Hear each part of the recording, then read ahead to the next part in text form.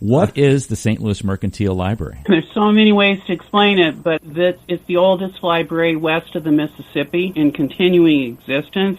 So, the library itself was the first school in this city. It was the first theater. It was the first historical society, as well as being the first library of any kind with a lasting and a general collection. There are very few of these early American libraries left in the United States. There's only about 17, and we're one of them. Welcome to St. Louis in Tune, where we size up current and historic events involving people, places, and things in areas such as the arts, crime, education, employment, faith, finance, food, history, housing, humor, justice, and sports. Our weekly podcast gives you the edge to live a more informed life. We discuss more than just St. Louis as we connect the gateway city to our country's current cultural fabric and lives.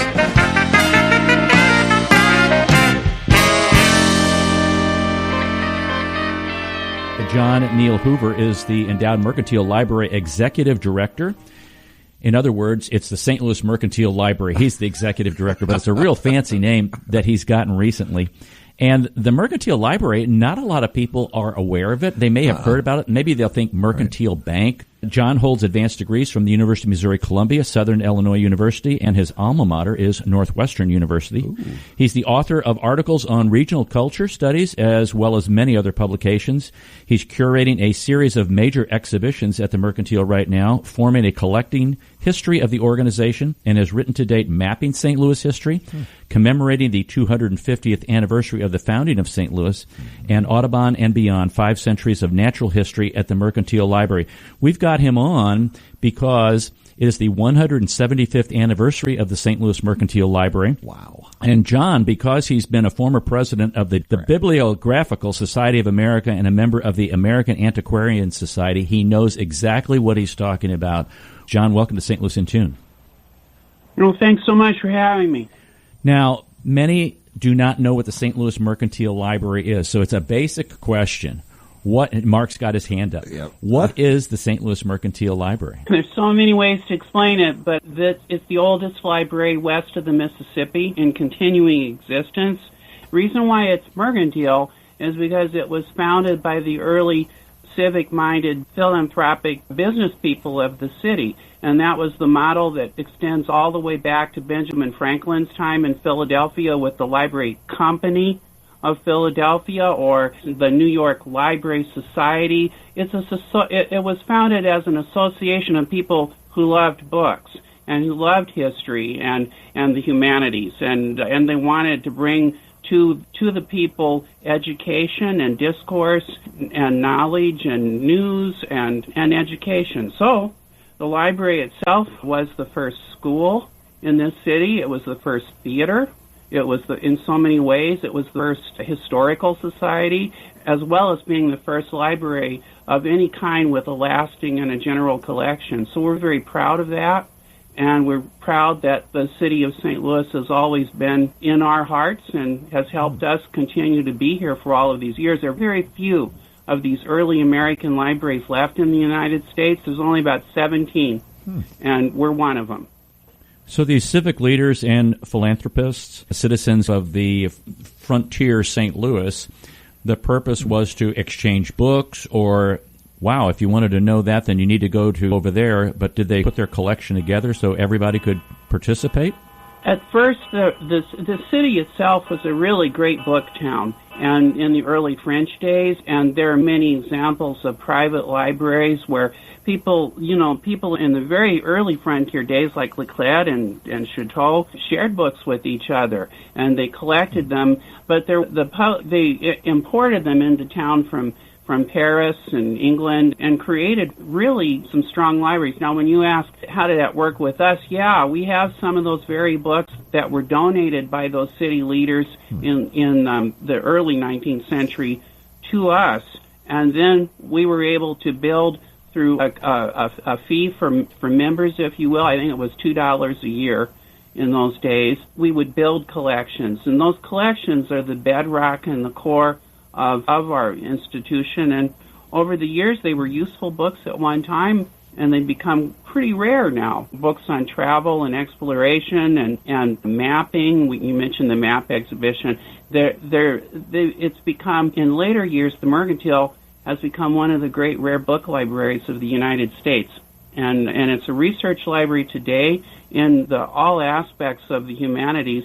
And based here at the University of Missouri St. Louis, our idea was to bring these collections to the students. So I'm hoping, that you won't hear that. The University of Missouri produces the great workforce of this city, and we've been here for 25 years, and there's 15,000 students here, so multiply that by 25, and you're starting to see that a lot more people in later times, just like in our earliest times, they might not have the Mercantile Library on the cusp of their lips immediately, but they'll know about it. And over the years, we've persevered, and we've been known by people who know to come to us and use us for the collections that are here. Now, go into some of those collections because you have some unique things related to the inland waterways, to the railroads, and then you have quite a wonderful art collection. So it's really an amalgamation of a lot of different things. Would you describe some of those things for us? One of the things I've always been proudest of, when I first walked through the doors nearly 40 years ago, I saw these wonderful paintings. I'm sort of a frustrated art historian in many ways. After college, I studied a lot about it, and when I would see Native American portraits or Harriet Hosmer sculpture, it was just like coming home to me. And so, one of the first things that we also were was the first art museum in this community. And we held the first art exhibitions in town, and so it's an iconic collection that really was known for very special pieces. We were the first patron of George Caleb Bingham, and we exhibited some of the really great art of the American West for the first time. That impulse created in later times an actual art museum, the Mercantile Library Art Museum, and that has grown with each year, and we built on landscape and portraits and narrative genre paintings of the West, and so we built in the old collections that we had here, which were emblematic, really, of the book collections. They were to try to let people come in and in their mind's eye see what was behind in the closed stacks that they could request. That's what that art was all about at that time. But now it's a wonderful way in which we can support especially local artists and artists in a very diverse setting. And the collection of maybe 24 or 25 icons has grown into thousands of pieces of art from every walk, from artists from every walk of life, and we're very proud of that. You mentioned the railroad collection. It's the largest railroad collection in the United States. We were in the 1980s, about when I first arrived, the library was thinking, well, what's really about St. Louis that's national? And clearly transportation was one of those big things, and river and rail collections both came here at the same time, and we felt that was a very important thing to celebrate the city's genius at the heart of the nation, and how from here much history radiated out through steamboats and trade and the transcontinental railroads and railroads coming into St. Louis. These were great themes that the old merchants that founded the library were very well aware of, and we revisited that too, and we're very proud of that. The library's river collections are absolutely a primary resource for the nation. When the Smithsonian needs something special about river history, they call us. When people want to know about rail history that really created the United States, the railroads in so many ways, they call us. And we stay pretty busy here all the time. Now I'm going to take you back to your first day at the St. Louis Mercantile Library. What was your first job there? 40 years ago. I was always the head of special collections. I came here specifically for that. I'm a trained rare book librarian, and I knew that this collection was, I remember being trained by an old book scout, and this is a man that would beat the bushes for schools and collectors, and he one time was looking in an old bibliography about first editions and was pointing to certain titles and said, John, I fear these days a lot of this is gone and you'll never handle any of these books. And I was working in a university library, just starting out from library school, and I had done a little volunteer work in St. Louis, and I was asked actually to come here to work permanently. And when I came in and I was shown the collections, everything that Book Scout showed me that he feared that I would never be able to handle in my own hands, we had duplicate copies of here at the Mercantile. And so I never looked back. This is a place that I was meant to be, I think, and it was really that way in terms of working with the collections, with the people, with the members, with the friends, with the general public. Those are golden memories of mine, but actually the core of it were the collections, which are really extraordinary, and I've always been happy to put those in front of other people and to let them do research with them, but also to build and create even more opportunities by modern acquisitions. Now, I've got a boatload of questions here, but I want to take an off-ramp for a second. That's Mark's term. We're going to take a little off-ramp, go down the service road, because this question, you have people who want to come do research, and then you have some people who may just have an interest in seeing what's on display in the collection. So I'm going to go down that first road. If somebody has an interest in doing research, how do they go about contacting you, or what's the best way to do that? Let's just say they have an interest in Lewis and Clark. The expedition started last week, the anniversary of that. We did a show on that. And so someone comes to you and says, I'm interested in doing some research on Lewis and Clark. How do you proceed from there? Basically, if they've already come to us, they sort of know our phone numbers and they know our website and they've contacted us, sure. And that's all online or in the phone book and on the Internet. And so once we get to that point, they'll come into a rare book reading room and sign in.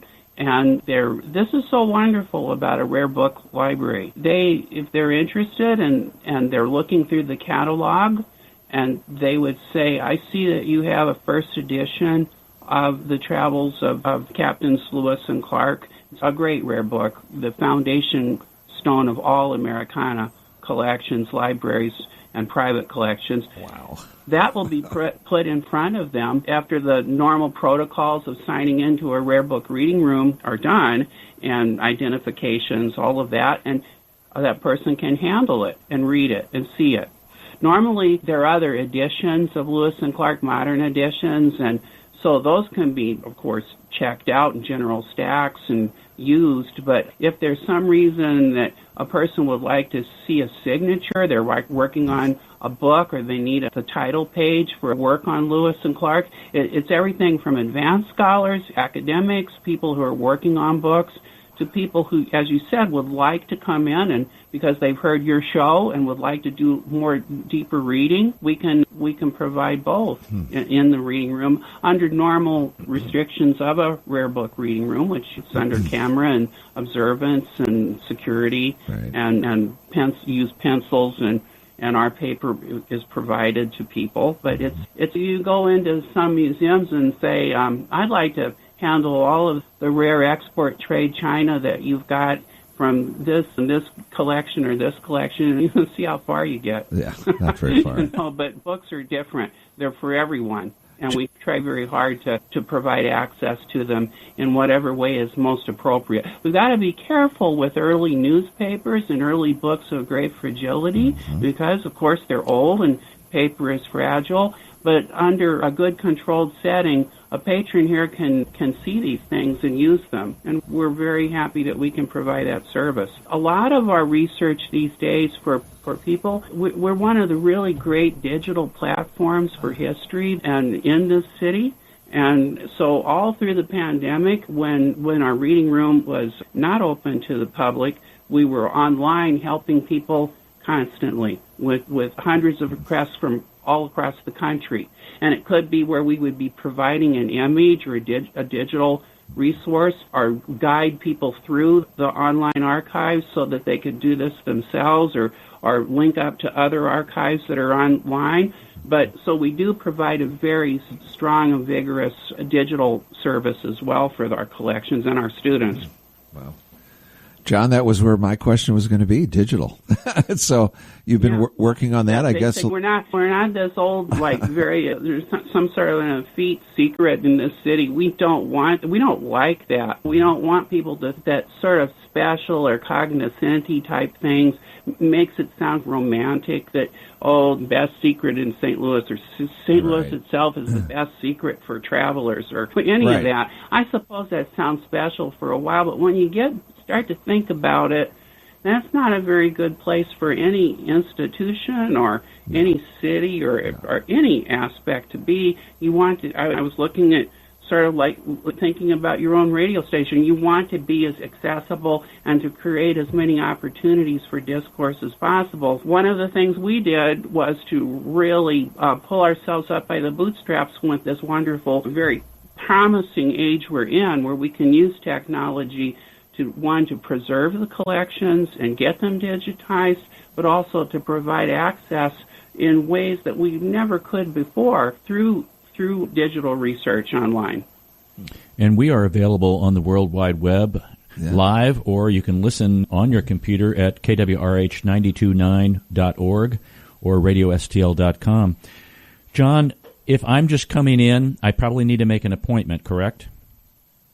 It's very good, especially in these days of pandemic. We're still, of course, we still have distancing and we're masked up. I know that the community, more and more people are vaccinated all the time, and there are so many important information resources that everybody has for that day to day. But here, our reference room is open in our regular hours, which are posted.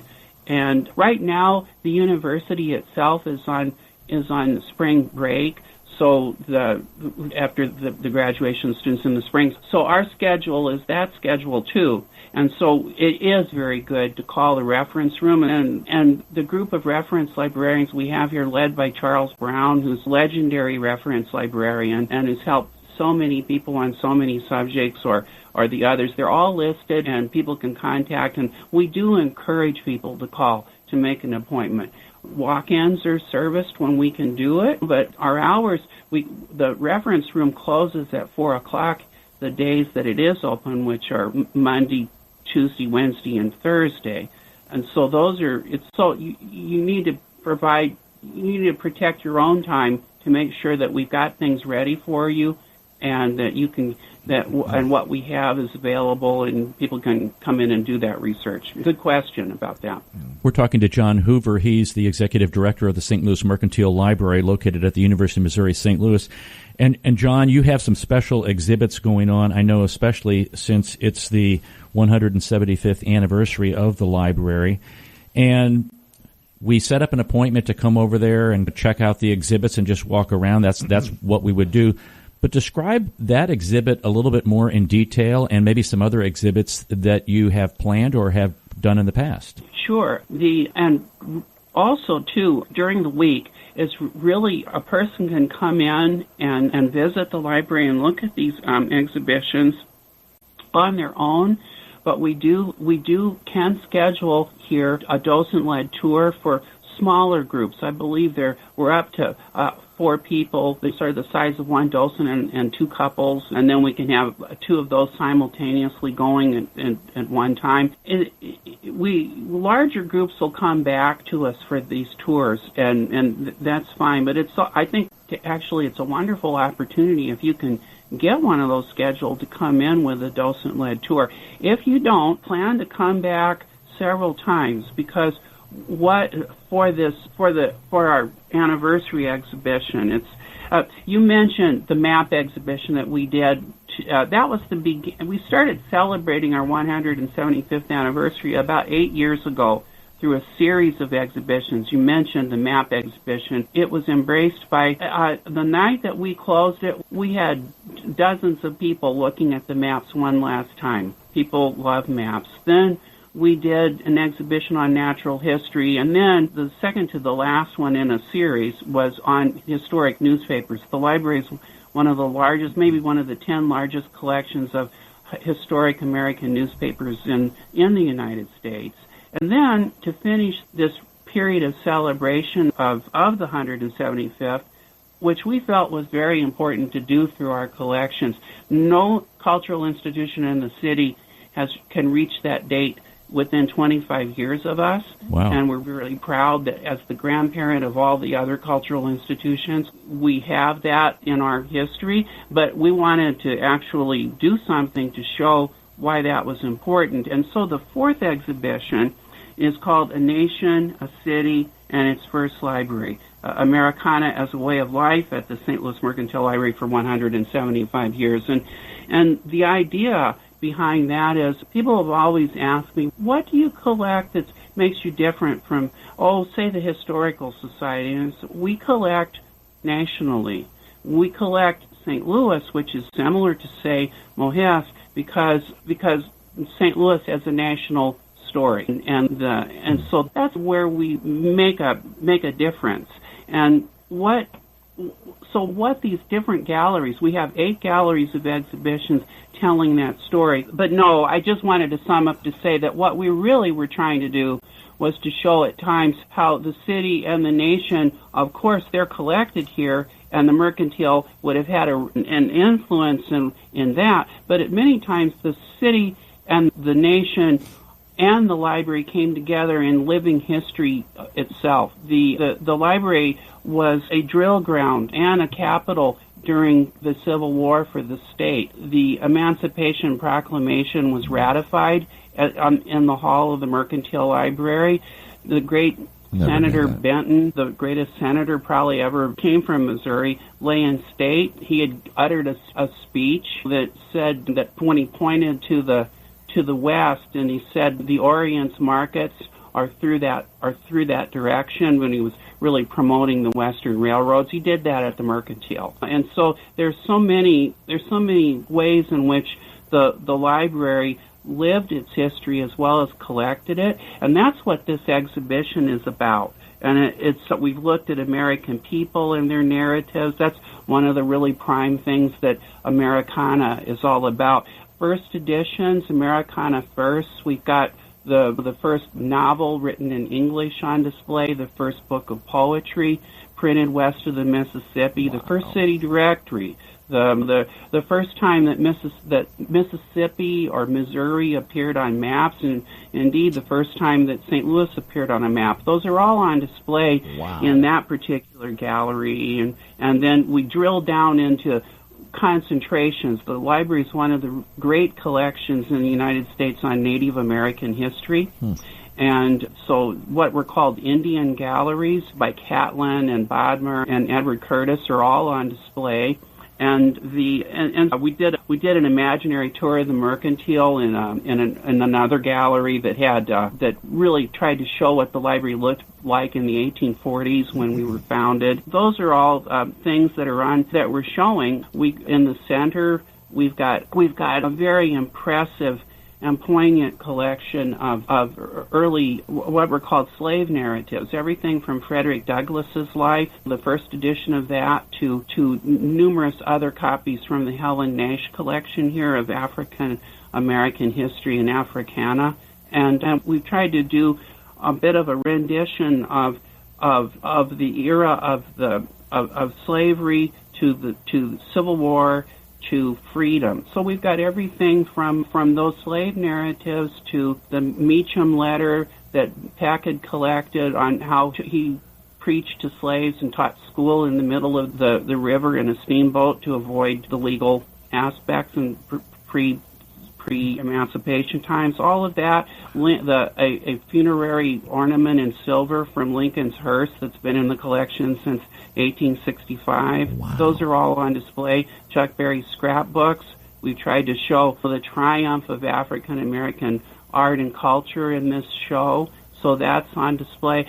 So, in other words, we tended to pull out the stops of Americana in all of the ways in which we've approached it through the years and how we're building it in the future. Where do you... That gives you a rundown of what we feel like is the final the final chapter of these 4 large exhibitions that we put together. John, you must have a big storage locker somewhere to store all this wonderful stuff.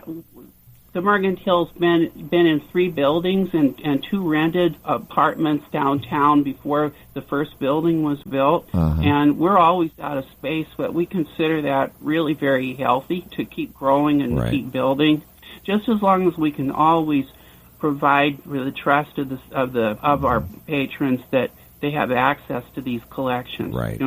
That's what we're really all about in trying to preserve the story of our community as well as our nation. And to let the community know exactly how important the St. Louis Mercantile Library is, the St. Louis Symphony played its first concert in the library. Oh, right. A series of lectures were held in the auditorium where speakers such as Mark Twain, Ralph Waldo Emerson, and Oscar Wilde spoke. Oh, my.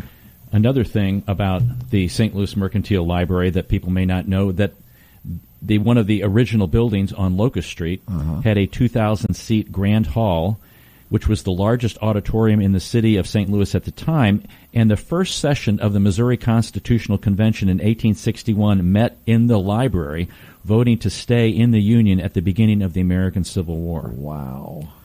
One time I went to I think it was an Irish American celebration downtown, and I was at a table, and someone there to me said, "Oh, John, is this the largest program you've ever seen downtown, close to the library?" And I said, "Irish?" And he said, "Oh, yeah, sure. At least not since Oscar Wilde spoke at the Mercantile to 2,000 people."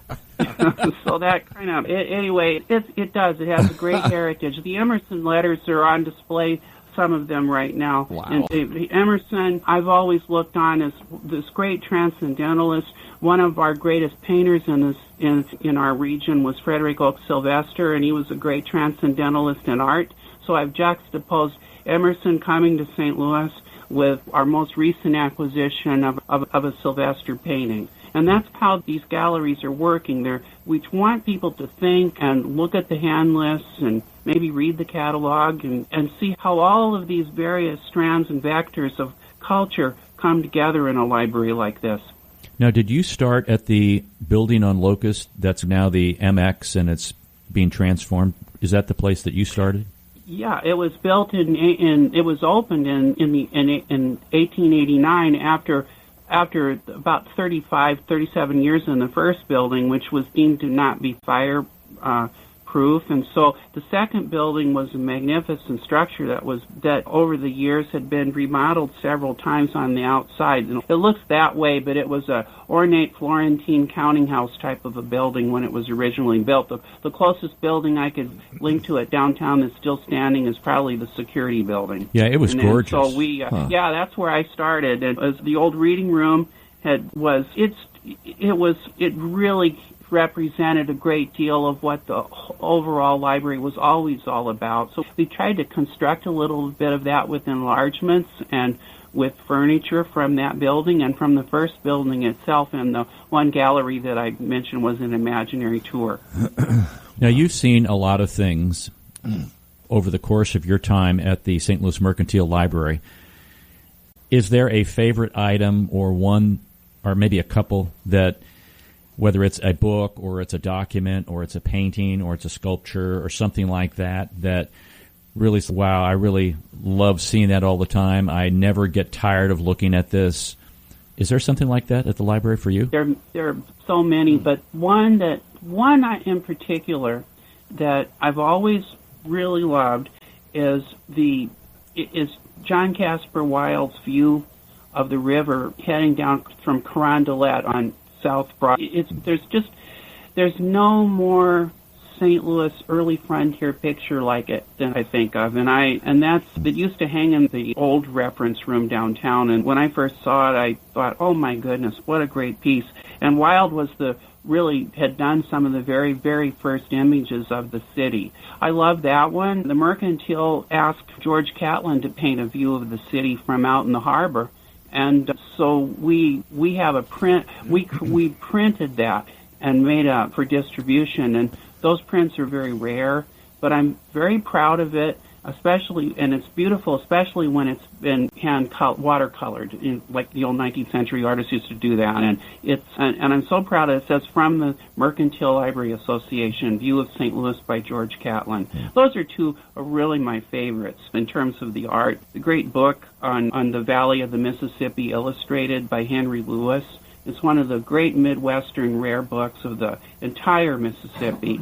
I suppose that's truly one of my favorite books in the collection. And we have one of the only two known copies of it in English, as well as all of the many views that was in. Those are some of my favorite, but I warn you, I could just keep going. Oh, yeah. What a gem. All right.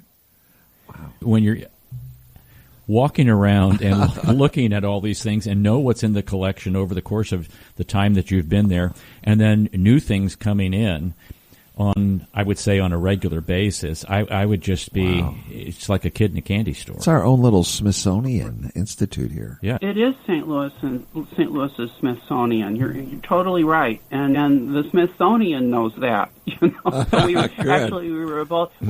sort of the Smithsonian West. They were founded the same year we were. And I've seen people that have come in our collections and maybe had a tour of the back stacks, and we're talking about specialists and scholarly people. They've looked and they thought, my goodness, it's every state. It's not just Missouri, as significant as that the history of this great state is, but it's everywhere, and it's every nation. So we've tried our very best to be as broad as we could, but we've drilled down and been deep in other subjects too, and so that gives a wonderful tension to the place, and I hope my successors will never tire of loving it and working with it and preserving it the way that the current staff has done. We know that you've done a wonderful job. Oh, yeah. We've been talking to John Neal. He's the executive director of the St. Louis Mercantile Library. They are celebrating their 175th anniversary this year. You can go to umsl.edu/mercantile to get more information. John, thank you very much for coming on St. Louis in Tune. We'd love to have you back to keep current on the exhibitions that you have. Real pleasure. Yeah. My pleasure. Thanks for having me. John. Thank you, sir. Take care, John. Thank you. Wow. The West, what is it? The Smithsonian West? The Smithsonian West, right. They should change the name. The things there are it's just unbelievable. I don't know, and it is a gem here. It's on the UMSL campus, or UM St. Louis campus. I didn't know that. On the west end, it's right by the Thomas Jefferson Library. That's how you would enter the Mercantile Library, is go into the Thomas Jefferson Library, which is the main library there on the UMSL campus. But the things that are there are just incredible, and if you have any interest in history or you're doing any kind of research, they are the place to go. He was talking about the building down on Locust Street, the second one that was built. That's very sad to me. And when they remodeled it, I was reading about this, they took off all of the, I guess, accoutrements that were hanging on, the gargoyles and all the extra fancy stuff that was on the outside. They took it off so they could put these flat pieces on there and make it look more quote-unquote modern. Who does that? Why did they do that? And the people, the historical folks that have been in that original building, standing on that stage, that's what hurts me, is that then you tore the building down. I hope they took some of the pieces of the stage. Yeah, they did that in Nashville, the Grand Ole Opry, when they redid it. They took pieces of the old stage. Oh, cool. And they put that in on the new stage. As they should have. That would make sense. Yeah, because that's where some very, famous people have stood. Now, I know they took they took the reading room, like he was talking about. They took that, and that's at the current library now. Okay. Yeah. But the one down on Locust, which is now going to be condominiums, I believe. That used to be First National Bank of St. Louis. I believe that was the bank that was down there. They were on the first few floors, and the library was really only on the 6th floor. Okay. Which is, when you see their collections, how big was that building or that floor? And now they're on multi-levels, and you go into multiple rooms and things like that. But for our listeners out there in listener land, here are a couple other things that they have. And don't forget, they have a photo and film archives of TWA, Trans World Airlines. Oh, yeah. Oh, wow. They have a signed and complete first edition double elephant folio of John James Audubon's Birds of America, which is a huge, big deal. They have the authenticated journal of Auguste Chouteau describing the founding of St. Louis. Golly. What would that be like to turn the pages of that thing? They have a death mask of Napoleon Bonaparte. Oh, really? Yes. They have the clippings and the photo morgue of the St. Louis Globe-Democrat, over 10 million documents that's on a searchable database by subject name. Oh, that's where they ended up. And it just goes on and on and on. The Globe-Democrat. Wow. That was the morning paper, wasn't it? Yes. And then the afternoon was the Post. Yeah, they kind of made sure that they weren't competing against each other. But the original, one of the original papers, the St. Louis, I think it was the St. Louis Star. One of those. So, folks, if you get a chance, go to umsl.edu/mercantile. And what you will get when you go there is the Mercantile Library site. They then can direct you around where you want to go on there. They have some tours that you can set up, library tours. He mentioned also about some research, the collections, their events and exhibits.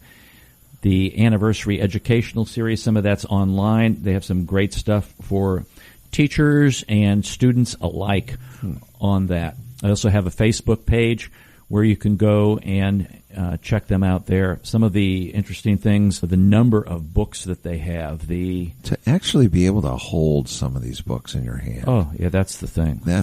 You've got oil and grease on your hands. I guess they make you wear gloves. I would think so, but still. To hold one of those books that, like you said, turn the pages.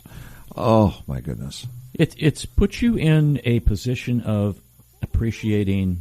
What an opportunity. Yeah. What happened previously. Historical things, and I know we do talk about history a lot on this show, but if we don't know our history, what's going to happen? Oh, we have no history. Nobody will know. Or we'll repeat things. Oh, heaven forbid that. Oh, my gosh. Don't make me repeat things. I do that enough as an old guy. But many of the cities and counties of St. Louis, they have their repositories of their artifacts and documents at the museum. So if you want to see certain aspects of maybe, like Webster Groves right here, they have a historical society. They have documents and artifacts and things, but many municipalities or many counties in the state of Missouri send those things to the Mercantile Library for not only safekeeping, but you have just a general catalog of things that are going on. What a great, it's a wonderful program and idea, because so much of that, I know, I worked with our historical society, and so many items, photographs, things like that were in people's homes, in their private collections, if you will. And I'm like, oh my goodness, when you pass away or whatever, I hope somebody just doesn't, all right, bring the dumpster in, let's clear the house out, and there they go. That's what happens. It does, and so I'm really happy. I would encourage anyone that has historical photographs and things like that, quit hoarding them. Or before you throw them away, or tell the kids or whoever, hey, this is valuable, this is important. Let somebody know. Put it in your will, but put it in your, what do they call it, trust, and say, hey, I want the folks at the Mercantile Library to look at these things before you all dispose of these things. I don't know if they do that. I'm just supposing. I would hope people would do that, because that's important. I know people that have very historical photographs, and they're like, yep, they're mine, and I'll show them to you when I want to. And it makes me mad. Yeah, makes me crazy. They also have in their Missouri Valley room a genealogical collection. So if you want to trace back some genealogy a little bit, you can do that. That's a fascinating thing a lot of people are doing. Wow, it's crazy. I need to go and see it. I had no idea it was at UMSL. I couldn't have told you that.